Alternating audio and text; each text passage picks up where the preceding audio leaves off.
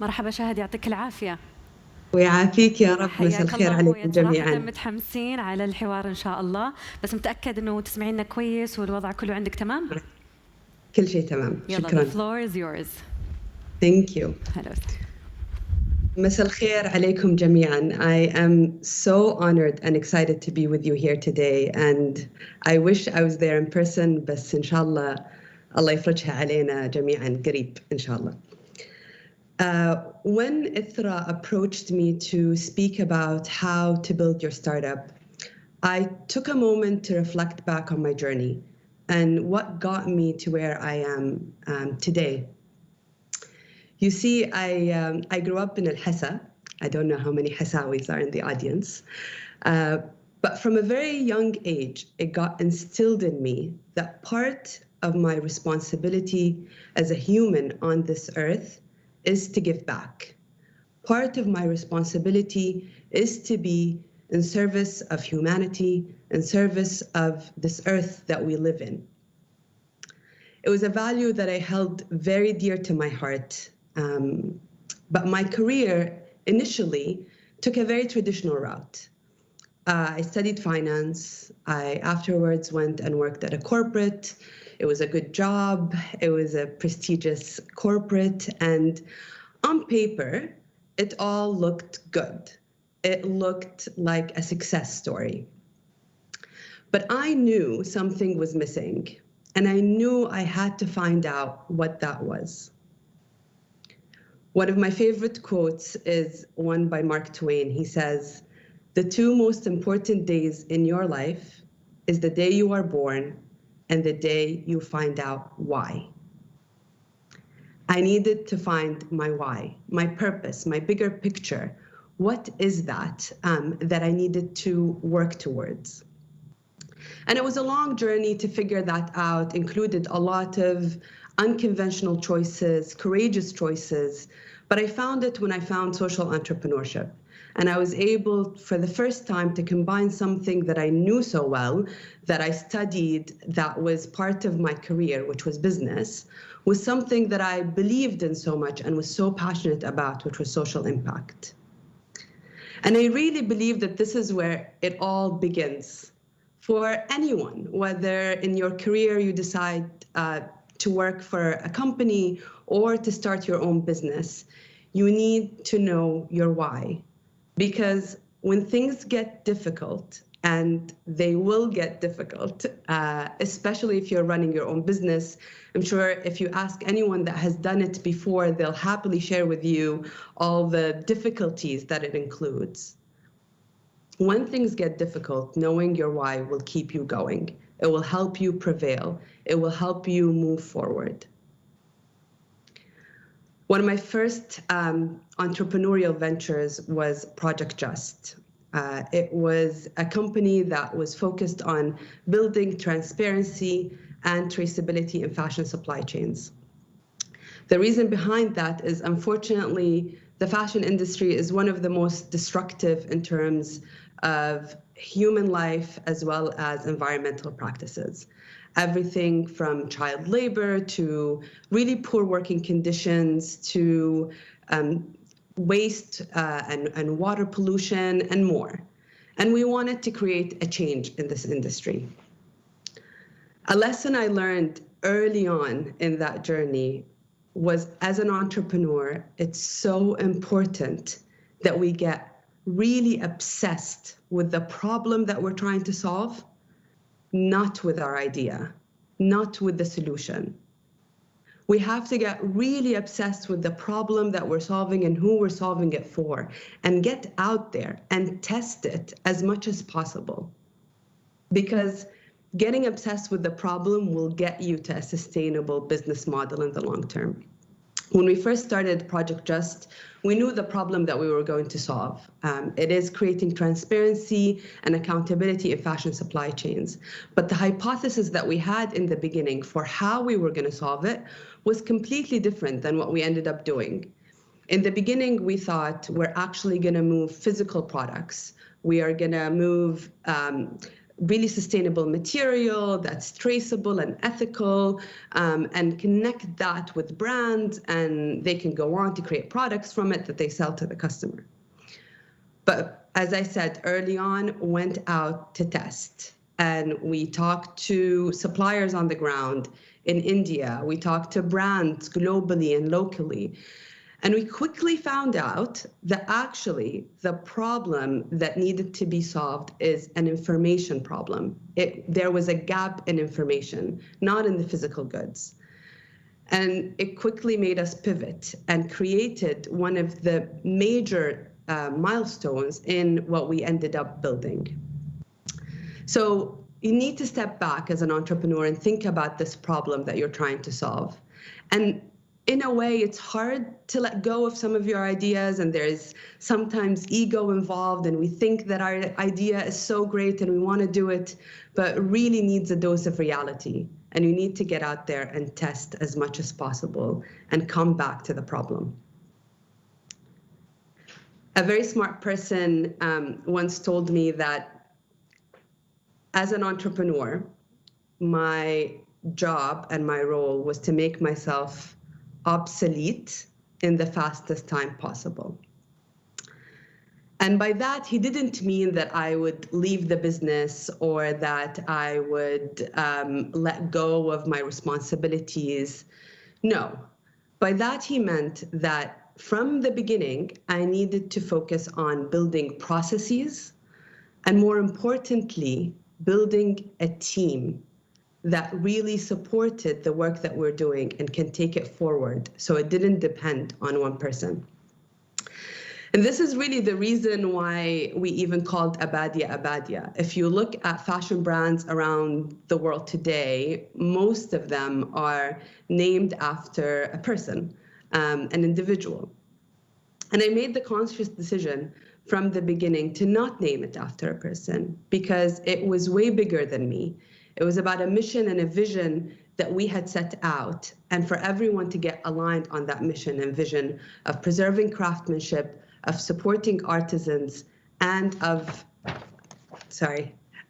preserving craftsmanship and supporting artisans, and building ethical luxury from the world that we can take forward. So I really encourage you to build that process and get out there and try to build a team. It's one of the hardest things to do. It's not easy, but it is the most rewarding aspect of building a business. Because in times like today, like the pandemic and so much uncertainty and so much difficulties that businesses are facing worldwide, having a team that's motivated toward a vision and a common mission allows you to continue and allows you to be creative and continue to push that mission forward. So that team is super important, and more than just that team, the ecosystem around your work, so the network of people that you work with, everyone from mentors to people that support your journey and help you out when you most need it, but also people who are willing to give you honest feedback and tell it like it is when you most need to hear that. I often hear people with great ideas and great concepts say, I won't do it because I'm too scared to fail. And the truth of the matter is that failure is an inevitable part of the human experience.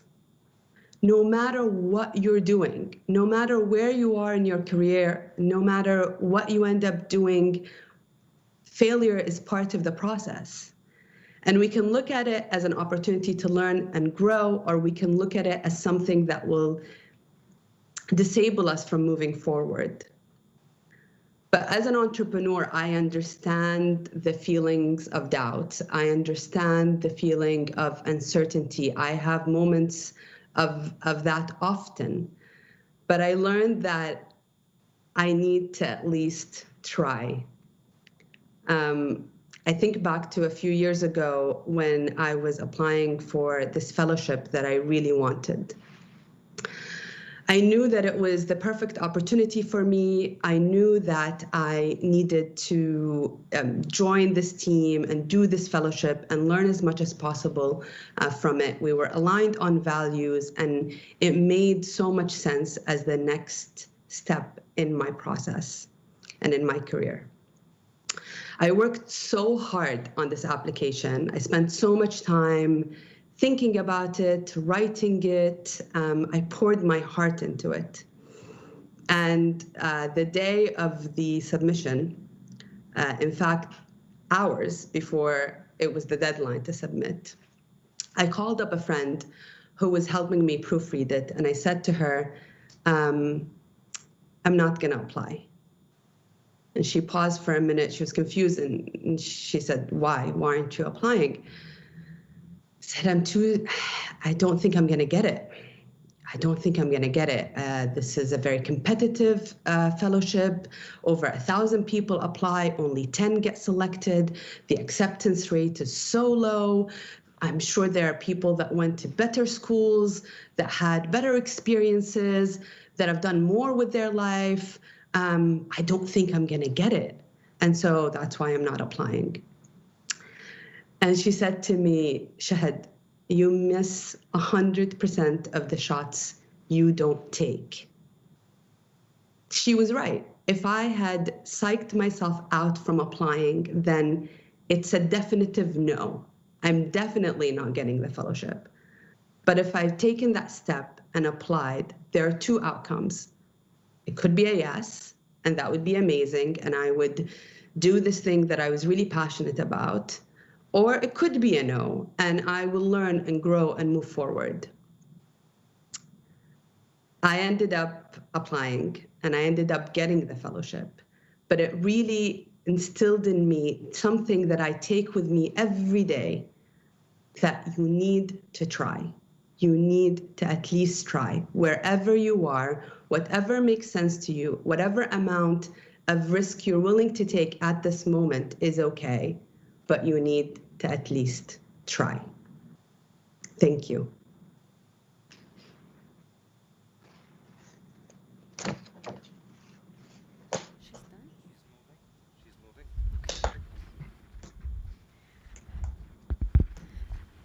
يعطيك العافية شهد على مشاركة خبراتك. Thank you so much. بنستقبل الآن أسئلة من الحضور. إذا في أحد يبغى يسأل أستاذة شهد. I don't see anyone. Okay. إذا ممكن أحد تفضل. We have a question. First, thank you, Shahd, for your great talk. It's really fascinating. My question is, you talked about building a team. So can you give us some tips on how to build a team and how to connect with them? So, sorry, there's a bit of an echo. Okay. Do you want me to repeat the question? No, I heard your question, but I hear a strong echo as well.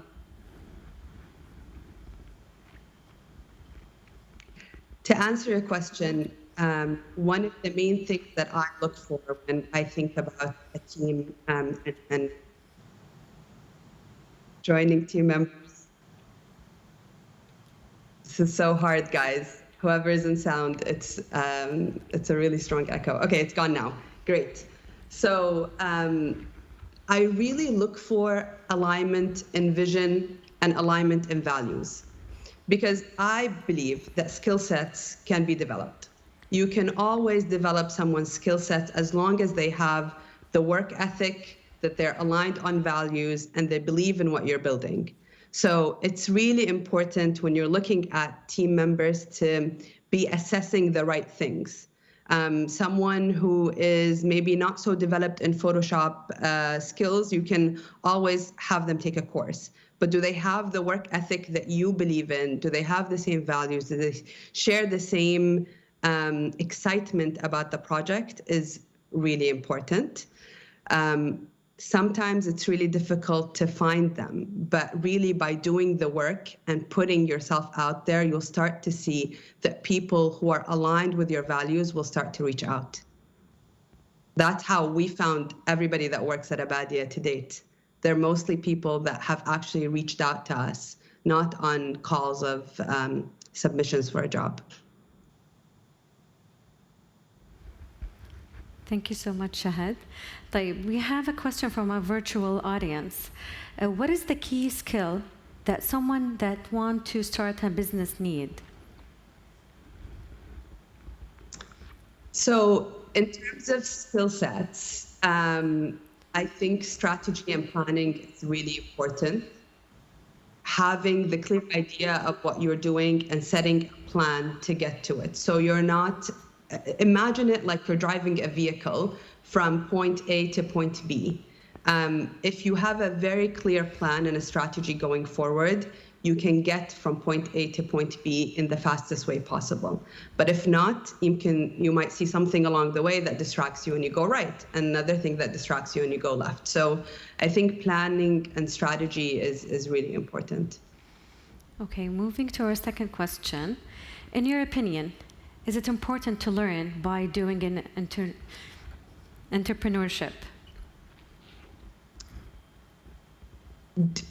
So if I understood that correctly, is that whether to learn from the experience or to learn from watching someone else do it? I would say that it's important early on to take on as many internships as possible, to learn from people in the business world and watch how they're doing what they're doing. And then that will give you the confidence, especially if you're young and you just graduated, it will give you the confidence to have the skills to move forward with your idea. شكرا لك شهد، يعطيك العافية، سعدنا بوجودك اليوم معنا.